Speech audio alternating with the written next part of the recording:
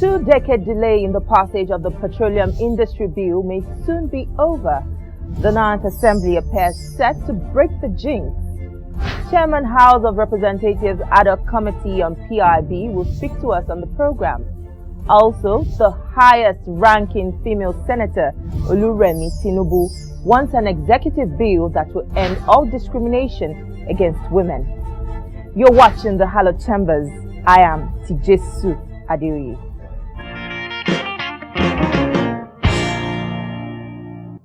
The light at the end of the tunnel is getting brighter for the Petroleum Industry Bill.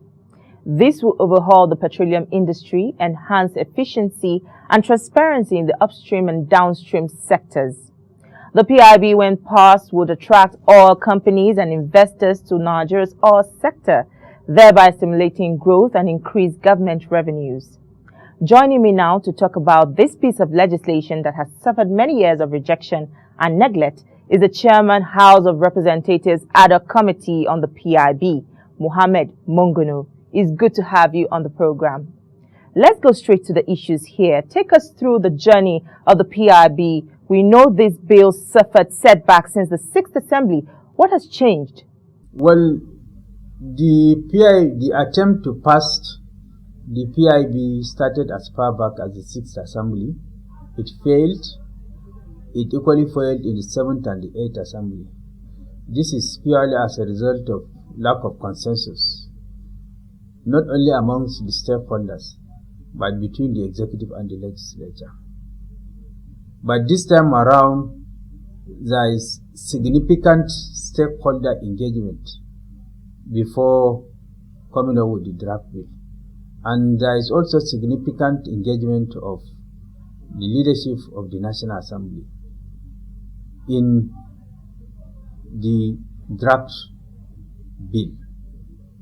And that is why there is the general opinion or consensus that this bill this time around is going to see the light of the day. And ceteris paribus, we intend to pass this bill before the end of the first quarter of next year. What really is the problem? You spoke about lack of consensus among all primary stakeholders, including the executive and the legislature. Are you saying this is the major problem, or are there other issues? The PIB started as far back as the 6th Assembly. It failed. It equally failed in the 7th and the 8th Assembly. This is purely as a result of lack of consensus, not only amongst the stakeholders, but between the executive and the legislature. But this time around, there is significant stakeholder engagement before coming up with the draft bill. And there is also significant engagement of the leadership of the National Assembly in the draft bill. And that is why there is the general opinion or consensus that this bill this time around is going to see the light of the day. And ceteris paribus, we intend to pass this bill before the end of the first quarter of next year. Help us understand the high point of this important piece of legislation. How is it going to impact the life of the common man and bring about significant improvement in the petroleum industry as well as Nigeria's economy? It is as a result of lack of proper understanding and engagement of all the stakeholders, and also consensus, even in the draft of the bill, amongst the various stakeholders. When I say stakeholders, I mean the industry players, as well as the National Assembly and the executive arm of government. And there is this opinion or general belief that the bill is going to see the light of the day this time around, because one is an executive bill that is brought by the executive to the National Assembly, and even before it was brought to the National Assembly, there is significant engagement of the leadership of the National Assembly in the draft bill, so that at the end of the day, when the bill is passed, though we are not saying that this bill is going to be passed hook, nail, and sinker, without anything carrying as it was brought by the National Assembly, by the executive. But definitely, at the end of the day, it is going to be a consensus between the executive and then the legislature, and it will see the light of the day. One of the key instruments of the PIB is that it will attract foreign and local investment. How would this be made possible considering the impact of the aftermath of the NSAS protest? There are fears that this level of destruction we witness may discourage investment. Should it be a cause of worry? Yes, because investors will want to see a clear-cut legal regime that governs an industry before they come and put their money. They will not like a situation whereby there is no clear-cut legal regime governing an industry, where there is going to be policy somersaults and what have you. So that's why with the petroleum industry bill passed into law, there is going to be a clear-cut legal regime that governs the petroleum industry, and that will inspire confidence in people to bring investment into the industry. Well, definitely there is going to be challenges. It's not going to be a smooth sail because there are various interests. Various interests is involved, especially from the stakeholders in the industry. They may not like some part of the bill, like for example the Petroleum Equalization Fund, which is an agency, is scrapped in the present bill, and they may like to still be part and parcel of the bill. We will overcome that because we intend to carry everybody along, and we intend to make sure that at the end of the day, the bill is a replica of the wishes and aspirations of not only the stakeholders in the industry, but that of the generality of Nigerians. The country's unemployment rate is very high. How will this bill guarantee job creation? Well, employment opportunities will come because once the bill sees the light of the day by assent of Mr. President, there is going to be clear-cut and well-defined legal regime for the industry, and that will attract foreign direct investment into the industry, which will generate multiplier effect in the industry with all the concomitant result of generating employment in the country for our timid unemployed youths. Another quite contentious piece of legislation is the Electoral Act Amendment Bill. It was rejected by Mr. President when the 8th Assembly passed it, but this time it has killed second reading in the House of Representatives. The sponsor of the bill, Aisha Duku, wants a peg on money spent by candidates during the political campaigns. If this bill becomes law, the maximum election expenses for a presidential candidate will not exceed 5 billion naira, while a governorship candidate will not be allowed to spend more than 1 billion naira. A senatorial candidate will not be allowed to spend more than 100 million naira, and for the House of Representative members, the limit will be 70 million naira. When the bill was put up to vote, the ayes had it, and it killed second reading.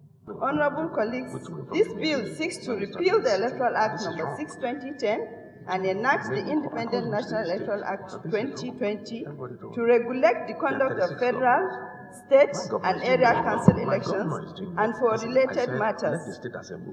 The use of card readers and other technological devices in elections and political party primaries, to provide a timeline for the submission of list of candidates, criteria for substitution of candidates, limit of campaign expenses, and address the omission of names of candidates or logo of political parties.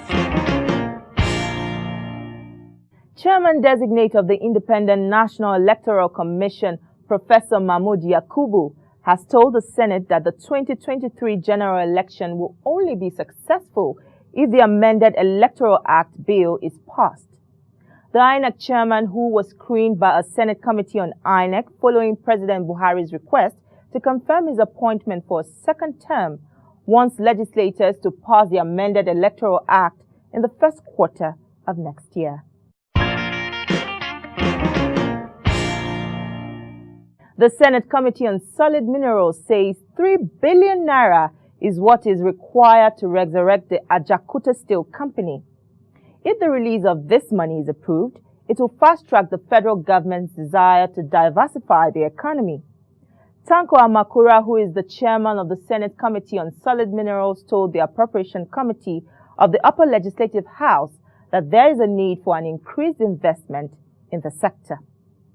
The Joint Committee would like to crave the indulgence of this most important committee to look passionately and patriotically into the plight of this ministry, especially the revival and the resuscitation of the Ajaokuta Steel Company, which the federal government is already committed by virtue of the understanding and commitment between it and the Russian government to find ways and means of sourcing at least 3 billion naira that is required to accomplish the necessary preparations and readiness for the return of the Russians by January 2021 and for the commencement of the reactivation and resuscitation activities.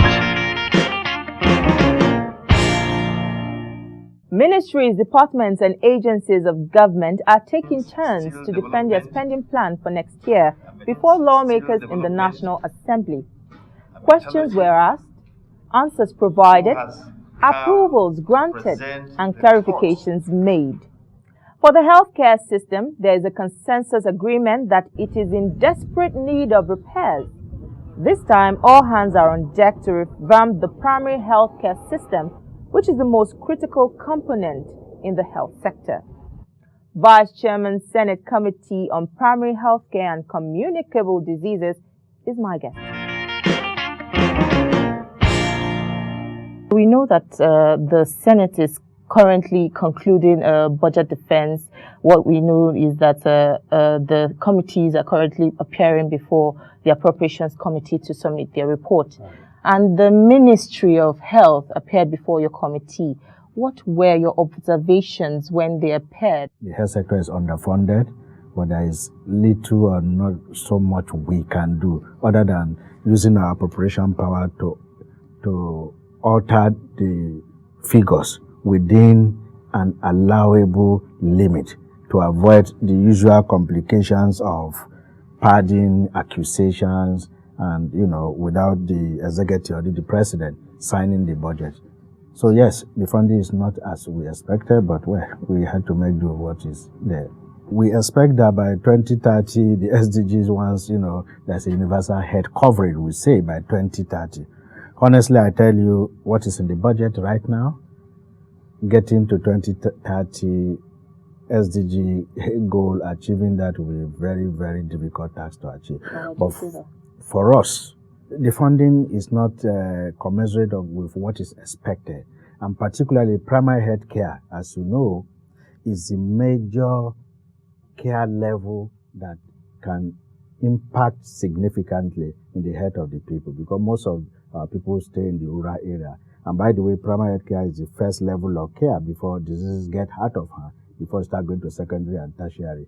We are not funding primary health care as expected, and as you are aware, there has been so much effort right now from the agency to drive for funding, massive funding to primary health care, so that we can achieve the policy we've been talking about, one functional primary health care per ward. And we have 10,000 wards in Nigeria. We have to revitalize the infrastructure, make provision for human resource for health, make sure there are drugs and consumable, and so on. And to do that, we require a whole lot of money, which, by the way, government alone might not be able to cope with that. But hey, we think there's a need to do something about that for us to achieve, the SDG in 2030. Okay, we understand that there's a proposal of 1 trillion naira to be injected into this sector over a period of 10 years.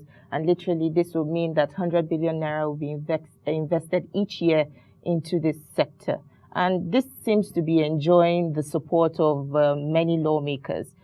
Who or what is going to be in charge of, seeing to the successful implementation of this project and also, the sustainability? 1 trillion is actually from the government side. If you look at the whole picture in the next 10 years, based on the assessment done, you'll be needing like 2.5 trillion. But our argument is that if federal government can take that leadership, of course, he has to also work with the state government and bring them on board. But if federal government takes that leadership and provide an initial budget, take for instance 500 billion that we are pushing for, you can be sure that the private sector and other development partners will also support that. And in fact, they can bring in almost half of that and match the 500 billion. So that's the 1 trillion that we are looking at for 10 years, but it's better, achieved in the first 2 years, because the massive investment in capital will be required to make sure that there are at least one functional primary health care in each of the wards in Nigeria. Infrastructure, building a primary health care is not just about a single, rooms. You will need a comprehensive package that caters for delivery, caters for offices, caters for where even healthcare workers can stay and rest and so on, ambulances, equipment. So it's a whole lot of money. So that, if heavily invested, then you think of human resource for health. You have to also provide for hiring qualified, skilled personnel to man those facilities.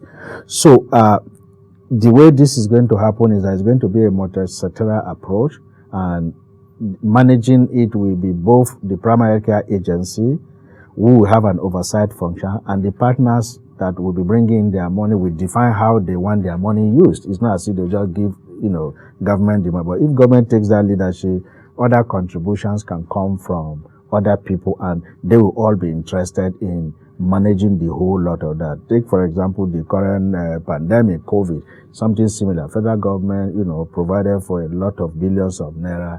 The private sector did so much, for the country. And we think that it's also an opportunity to do this for primary health care, because we actually have bigger problems at the primary health care level beyond even the COVID challenge. It seems the COVID-19 pandemic, as you rightly said, has negatively exposed the vulnerability of the health sector.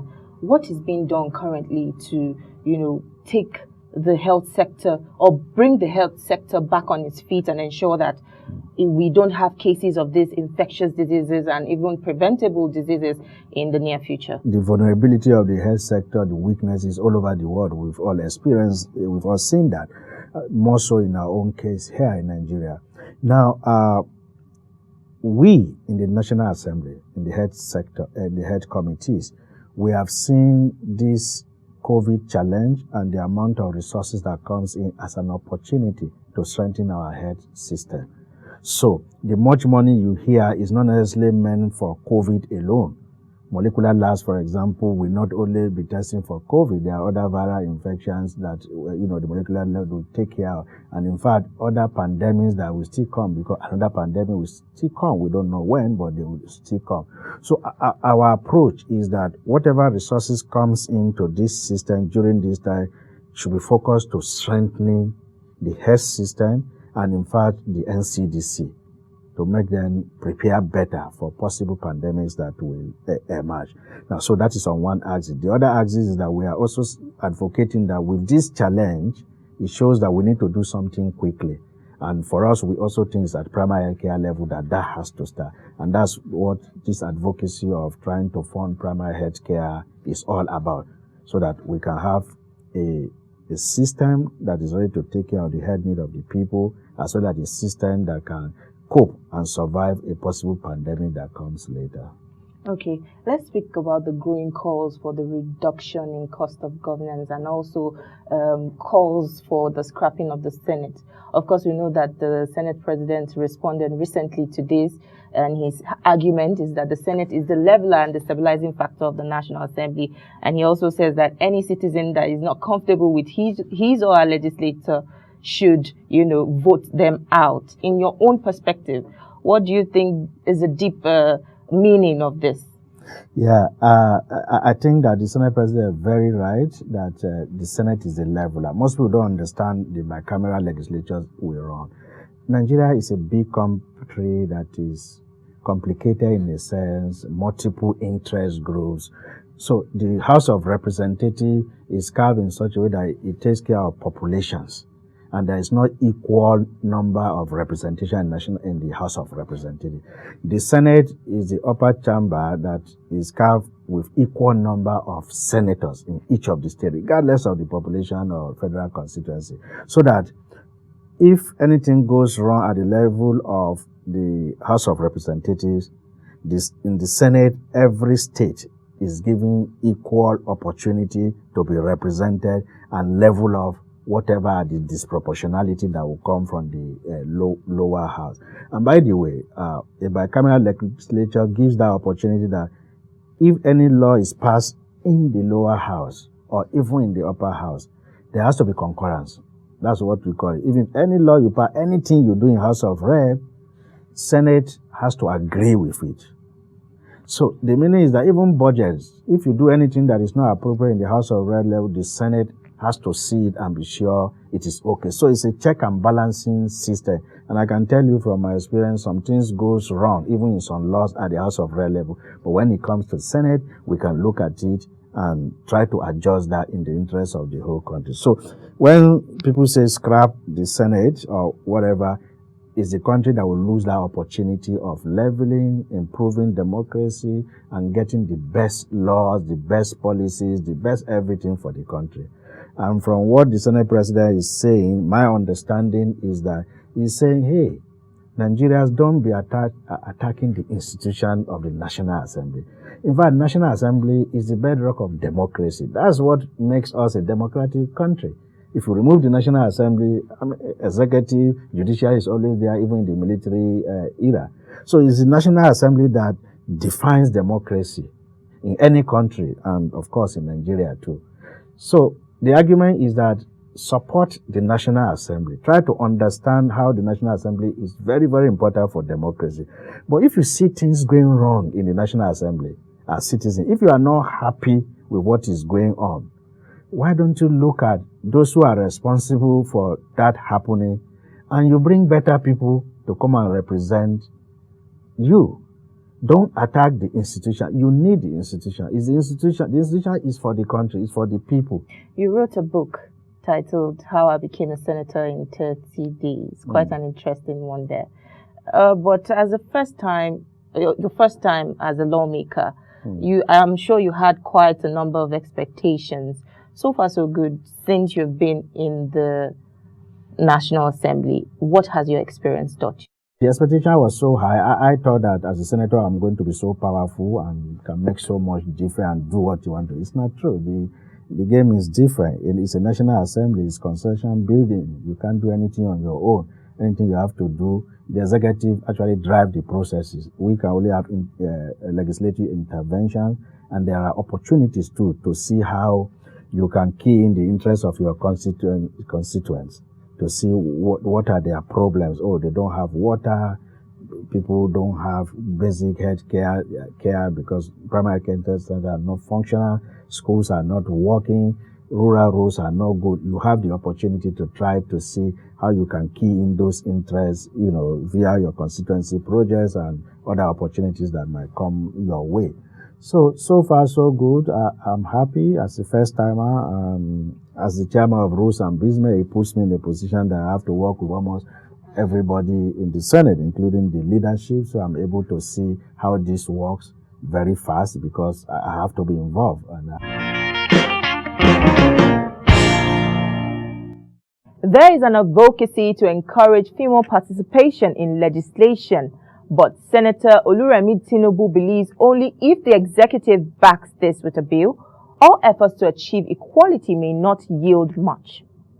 Currently, the female lawmakers in the National Assembly are outnumbered, thereby making it extremely difficult for them to push through bills that will promote the rights of women and girls and also create an environment where women can actively participate in politics. Women are not really doing well when it comes to decision-making positions. And when we find out, like my colleague said, that it's not going to be given to us like that we have to fight for it. And I remember my husband used to say that politics is never, and positions, any leadership position is never served a la carte. We have to fight for it. But how do we fight with a majority of the men that are in the place of decision making?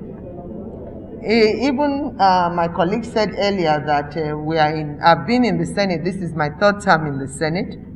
And from the 7th Assembly up till the 9th, I've been a member of the Constitution Review Committee. And I will tell you that when it comes to any gender-based legislation, we are always outnumbered. So I want to see a situation where we will have like an executive order or executive bill that will mandate it for us to have an actual legislation to that effect. So until then, we will just still be just having a fora like this. Senator Elisha Abo, representing Adamawa North, is getting knocks from the People's Democratic Party following his decision to ditch his membership of the party to join the All Progressives Congress. This defection will swell the ranks of the APC in the Senate and deplete the numbers of the PDP. The senator says his decision was influenced by the mismanagement of the party by the Adamawa state governor. Already, party faithful in the state have asked the Senate president to declare his seat vacant. There is a crisis in the party in Adamawa state. As you all know, that it is only in Adamawa state that you have RPDP, Reform PDP. You know it. If there is no crisis, how do you have another political party called Reform PDP, which is headed by Dr. Ardo? There is a crisis in the party in Adamawa state, and the crisis was caused by the governor. Governor Mahi just defected from PDP to APC as a sitting governor for Ebonyi State. Did they ask him to resign? Why didn't they ask him to resign? They asked him to resign. Tell them they should go and resign from the secretariat.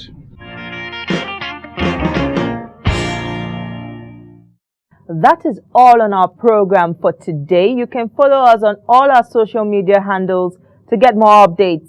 Also follow me on Twitter. My handle is @Tijesu Adeoye TVC. Thank you for watching. See you next time.